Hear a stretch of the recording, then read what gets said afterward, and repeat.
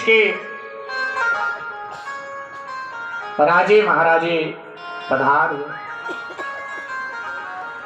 श्री जनक जी महाराज ने शतानंद जी को निवेदन किया कि विश्वामित्र जी को जाकर आप कहें कि वो भी अपने शिष्यों के साथ अति शीघ्र स्वयंवर मंडप में पधारें। शतानंद जी ने जाकर के विश्वामित्र जी को प्रणाम किया और कहा, ऋषिवर आप भी अपने शिष्यों के साथ स्वयंवर मंडप में पधारें। महाराज जनक जी ने निवेदन किया है जिससे आगे का कार्यक्रम प्रारंभ हो सके। ठीक। और यहां से मेरे भाई बहन, महाराज विश्वामित्र जी भगवान श्री राम लक्ष्मण को अपने संग लेकर के स्वयंवर मंडप में प्रवेश कर गया। और जैसे स्वयंवर मंडप में प्रवेश किया, एकदम चकाचौंध सबकी दृष्टि भगवान श्री राम, जिनकी जैसी साधन कक्षा है, जिनकी जैसी मनोरचना है, जिनकी जैसी भावना है, तद अनुरूप भगवान उनको दिखाई दे रहे हैं। भगवान भावना के अनुसार दिखाई देते हैं। मानसकार लिख देते हैं कि जिनकी जैसी भावना थी, जिनकी जैसी साधन कक्षा थी, तद अनुरूप परमात्मा उनको दिखाई दे रहे हैं। बाबा जी घोषणा कर देते हैं कि जिनकी रही भावना जैसी प्रभु मूर्ति में देखी, प्रभु मूर्ति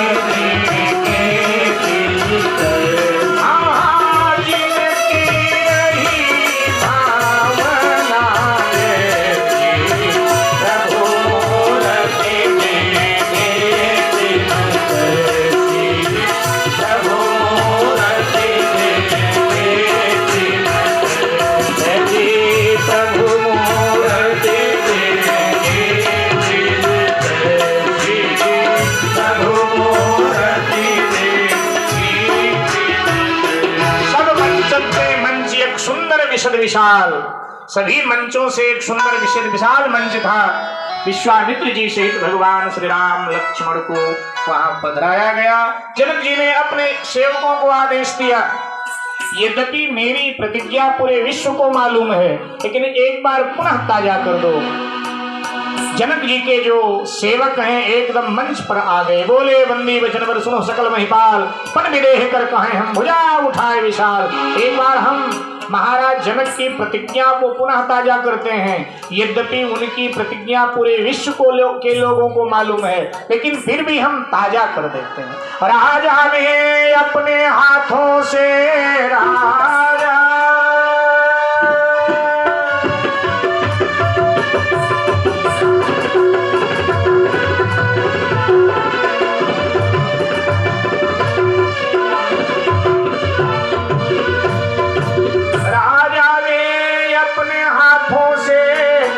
खेत में जाए चलाया था, हल खेत में जाए चलाया था, हल खेत में जाए चलाया था।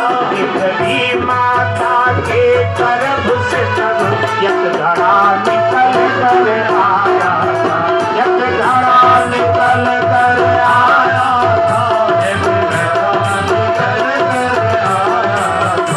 उसी धड़े से रख दिया उसी का नाम सिया, रख दिया उसी का नाम सिया, रख दिया उसी का नाम सिया।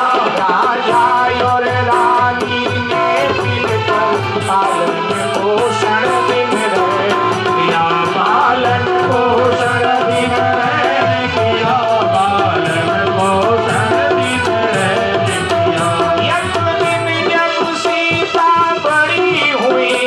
कर से शिव धन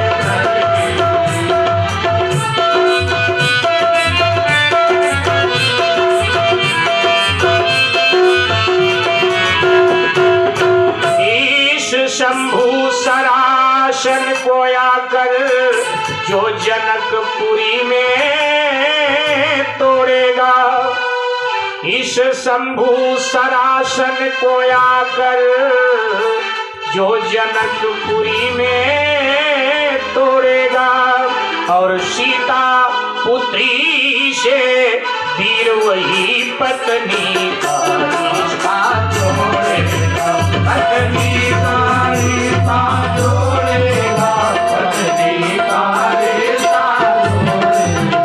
सीता पुत्री से वीर वही पत्नी का रिश्ता जोड़ेगा, पत्नी का रिश्ता जोड़ेगा, पत्नी का रिश्ता जोड़ेगा।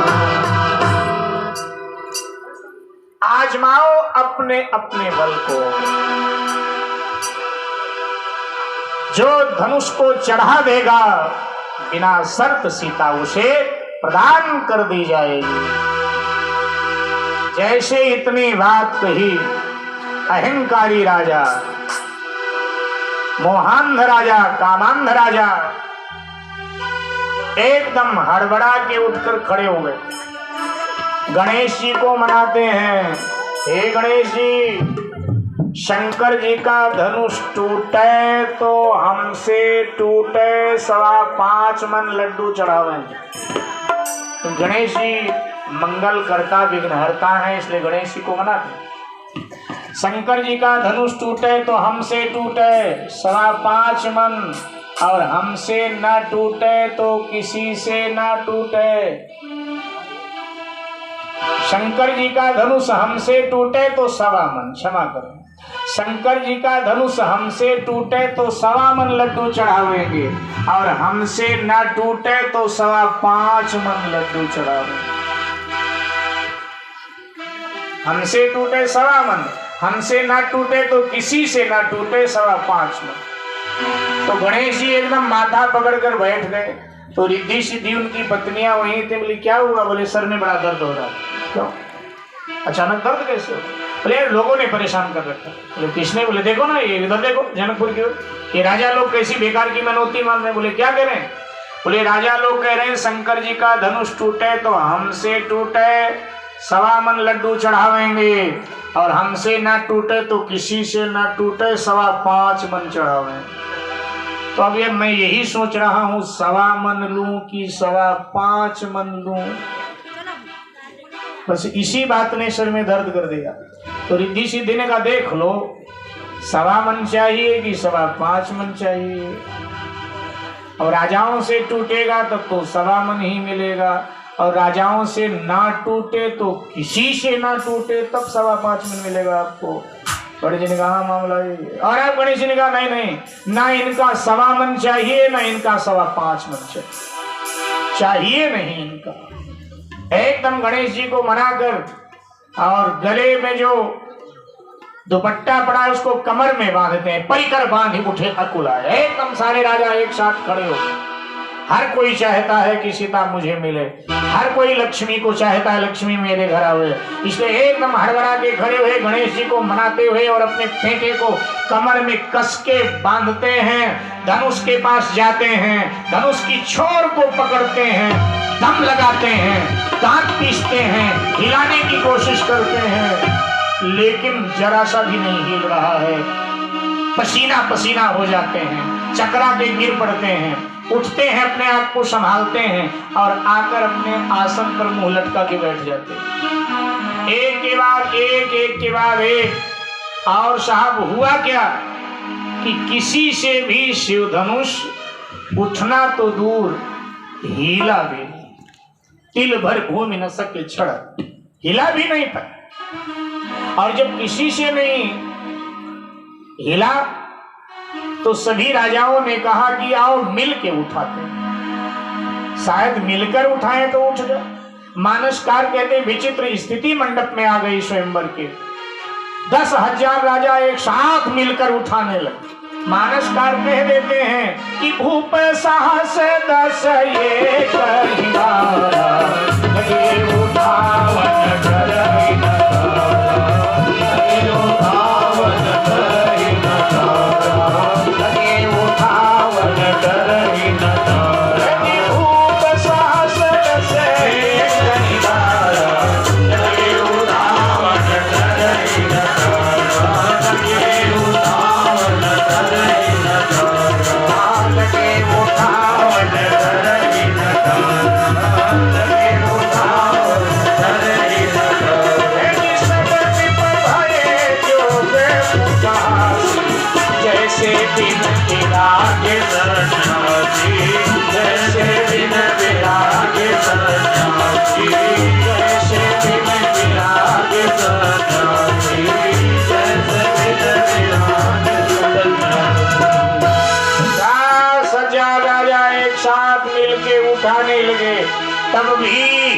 नहीं पाए, उठाना तो दूर।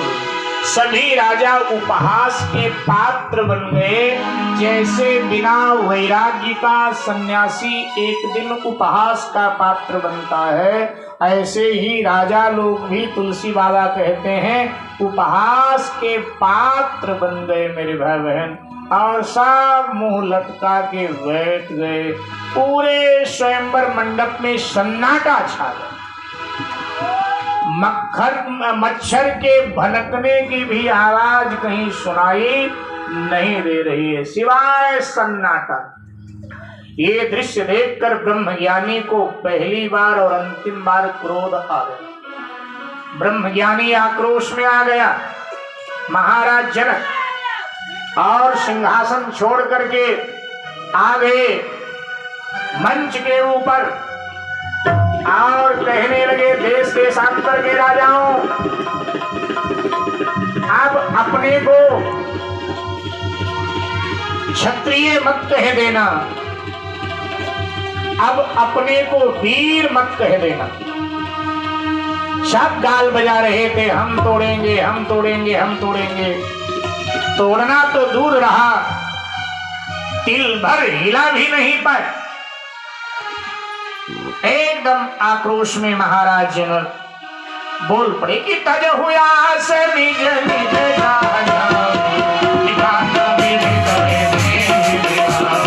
दिखाना विधि करे अरे सुखी जाई जो पन परिहर कुमारी कुमारी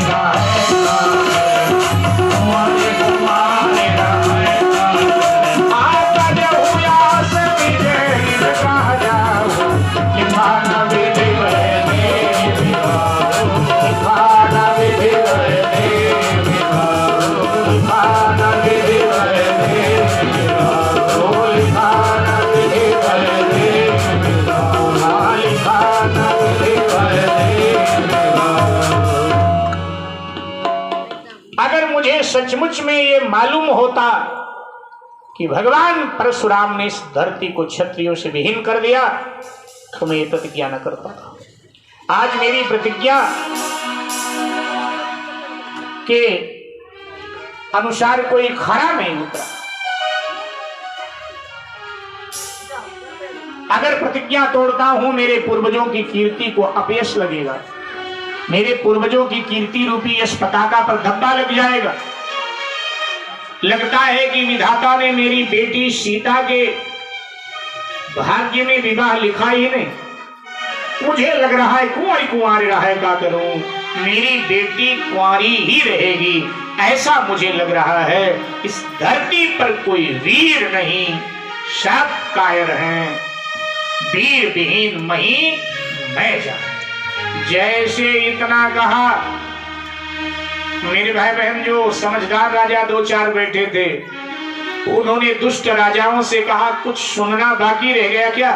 चलो उठो, अपने अपने घर चलते हैं। क्यों बाप दादाओं की नाक कटा रहे हो? देखो जनक जी ने क्या क्या कह दिया, कायर कह दिया सबको। कहते हैं पृथ्वी पर कोई वीर नहीं।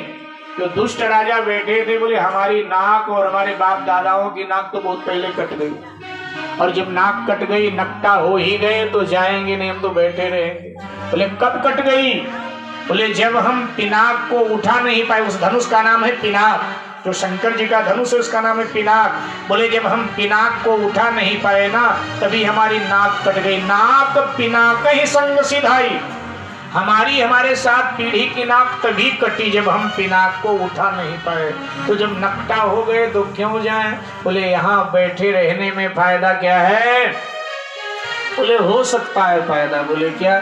बोले जब हम लोग धनुष नहीं तोड़ पाए, इतने नामधारी बलवान राजा, तो हम लोग जब धनुष नहीं तोड़ पाए तो राजा दशरथ के छोटे बच्चे तो तोड़ने से रहे। हाँ, इनको मौका दिया जाएगा एक बार कि तुम भी देख लो, लेकिन इन बालकों से कहाँ धनुष टूटेगा? और जब इनसे भी नहीं टूटेगा तो भैया कोई अपनी बेटी कुंवारी नहीं रख पाया है। राजा जनक ब्राह्मणों से पूछेगा कि महाराज बताओ अब क्या करें? तो ब्राह्मण लोग यही कहेंगे, भाई बिटिया के हाथ में वरमाला दे दो, जिसके गले में डाल दे उसे ब्याह कर दो, तो शायद अपना नंबर लग जाए, शायद हमारे गले में माला डाल दे तो ब्याह अपना हो जाए।